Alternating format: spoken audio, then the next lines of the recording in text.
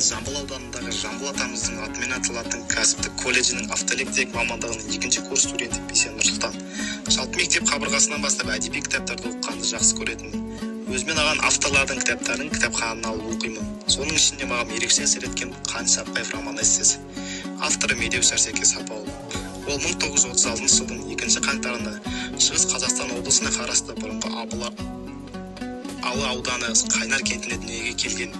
Мектепті алтын медальмен бітірген жазушы Алматыдағы кен металлургия мамандығына түсіп, инженер металлург мамандығын 1958 жылы алып шығады. Осы 1958-1959 жылдары әдеби қызметкер бөлімінің меңгерушісі қызметтерін атқарады. 1959-1964 жылдары өз мамандығына қайта оралып, Семей цемент зауытында ауысым мастері, зауыт диспетчері, өндіріс техника бөлімінің аға инженері қызметтерін атқарады. Сол жердегі мамандардың қызығы мен қиындығына мол өмірден терең сыр шертетін кітаптар жазды. Қаныш Сәтбаев роман-эссесінің туындауы да ұлы тұлғаның ұлы жолын сезінуден басталған анық. Бұл роман-эссесінің сюжеті қазақтан шыққан тұңғыш академик Қаныш Имантайұлы Сәтбаевтың өмірі мен жолына арналған. Шығарманың негізгі оқиға желісі көнекөз қарттардың естеліктерінен бастап алып, нақты деректер арқылы өрбіп отырады.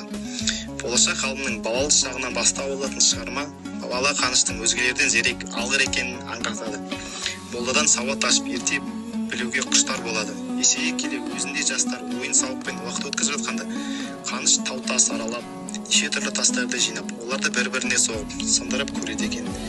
Тіпті етігінің қонышына балға салып жүріп, таудың тасын сол жерде сындырып арасын көретін болған.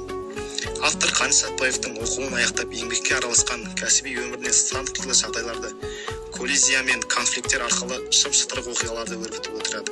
Геологиядан басқа да ғылым салаларында мәдениет пен тарихтағы белсенді әрекеттерін дәріптеліп, сіңірілген еңбектерде кеңінен баяндалады. Ашаршылық пен соғыс жылдарындағы ұмытылмас игі істер оқырманды илікпей қоймайтын қасиетке бұл шығарманы оқу парыз.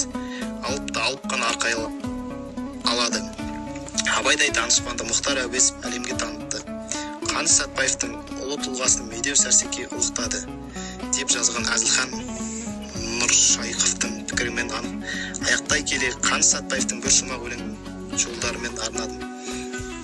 Қазақтың қанышы жаңғыртар тастады, еңбегі мәңгі өлмес жетелеп жастарды. Айдайда күннен де биіктеу көремін, Гималай іспетті өзіңдей асқарды.